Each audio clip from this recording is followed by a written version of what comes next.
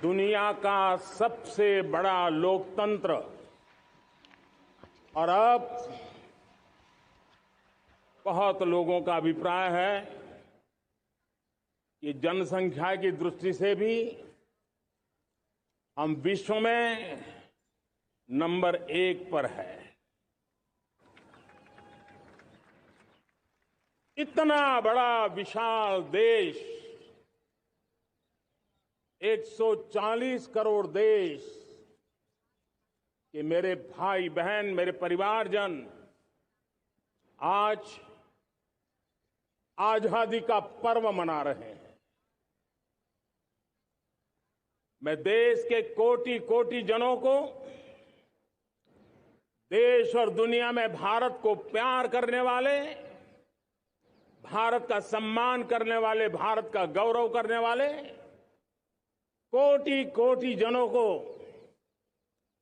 आजादी के इस महान पवित्र पर्व की अनेक अनेक शुभकामनाएं देता हूं। मेरे प्यारे परिवारजन, पूज्य बापू के नेतृत्व में असहयोग का आंदोलन, सत्याग्रह की मूवमेंट और भगत सिंह, सुखदेव, राजगुरु जैसे अनगिनत वीरों का बलिदान, उस पीढ़ी में शायद ही कोई व्यक्ति होगा जिसने देश की आजादी में अपना योगदान न दिया हो। मैं आज देश की आजादी के जंग में जिन जिन ने योगदान दिया है, बलिदान दिए हैं, त्याग किया है, तपस्या की है, उन सबको आदरपूर्वक नमन करता हूं, उनका अभिनंदन करता हूं।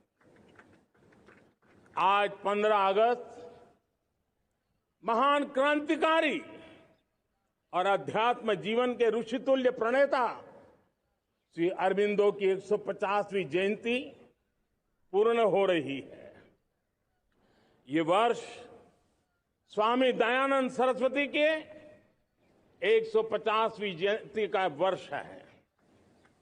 ये वर्ष रानी दुर्गावती के 500वीं जन्मशती का बहुत ही पवित्र अवसर है, जो पूरा देश बड़े धामधूम से मनाने वाला है।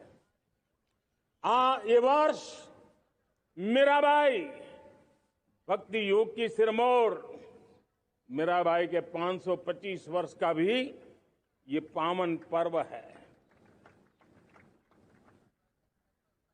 ये बार जो 26 जनवरी हम मनाएंगे वो हमारे गणतंत्र दिवस की 75वीं वर्षगांठ होगी। पिछले कुछ सप्ताह नॉर्थ ईस्ट में, विशेषकर मणिपुर में और हिंदुस्तान के भी अन्य कुछ भागों में, लेकिन विशेषकर मणिपुर में जो हिंसा का दौर चला, कई लोगों को अपना जीवन खोना पड़ा, मां बेटियों के सम्मान के साथ खिलवाड़ हुआ। लेकिन कुछ दिनों से लगातार शांति की खबरें आ रही हैं। देश मणिपुर के लोगों के साथ है।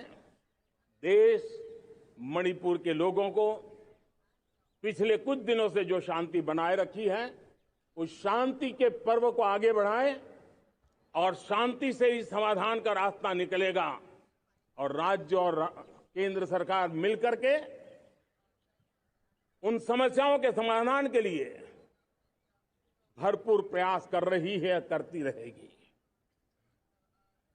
मेरे प्यारे परिवारजनों, जब हम इतिहास की तरफ नजर करते हैं तो इतिहास में कुछ पल ऐसे आते हैं जो अपनी अमिट छाप छोड़ करके जाते हैं और उसका प्रभाव सदियों तक रहता है। और कभी कभी शुरुआत में वो बहुत छोटा लगता है, छोटी सी घटना लगती है, लेकिन वो अनेक समस्याओं की जड़ बन जाती है।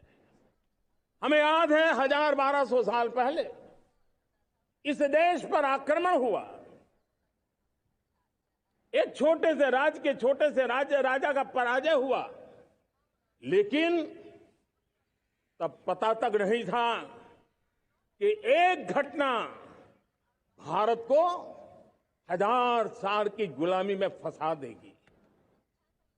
और हम गुलामी में जकड़ते गए, जो आया लूटता गया, जो जिसका मन चाहा हम पे आके सवार हो गया। कैसा विपरीत काल रहा होगा वो 1000 साल का। मेरे प्यारे परिवारजनों, घटना छोटी क्यों ना हो, लेकिन 1000 साल तक प्रभाव छोड़ के रही है। लेकिन मैं आज इस बात का जिक्र इसलिए करना चाहता हूं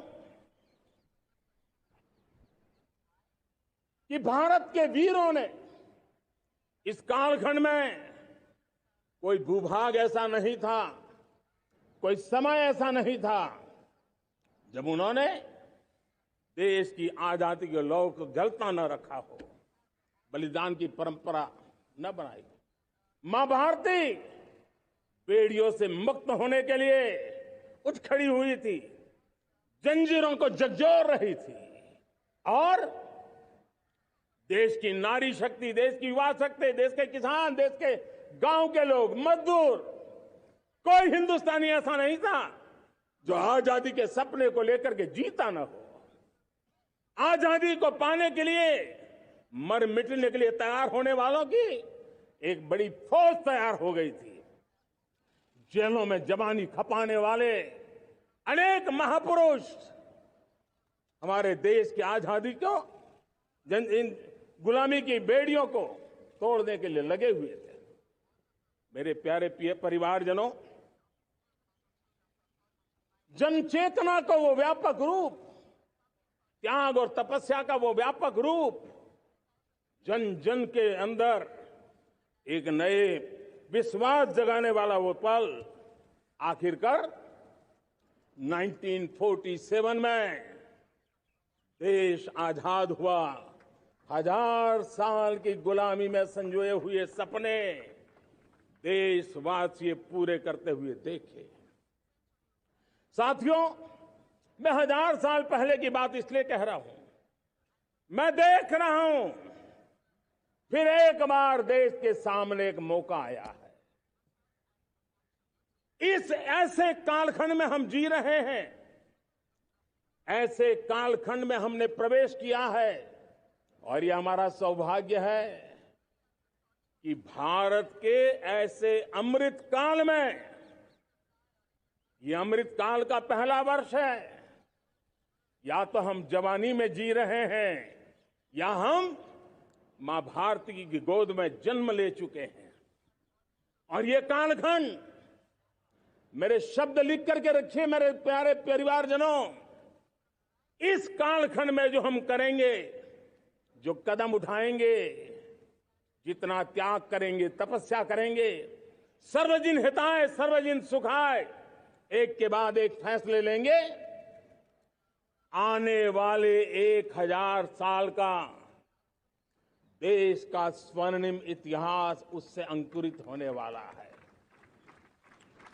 इस कालखंड में होने वाली घटनाएं आगामी 1000 साल के लिए इसका प्रभाव पैदा करने वाली है। गुलामी की मानसिकता से बाहर निकला हुआ देश पंच प्राण को समर्पित होकर के एक नए आत्मविश्वास के साथ आज आगे बढ़ रहा है।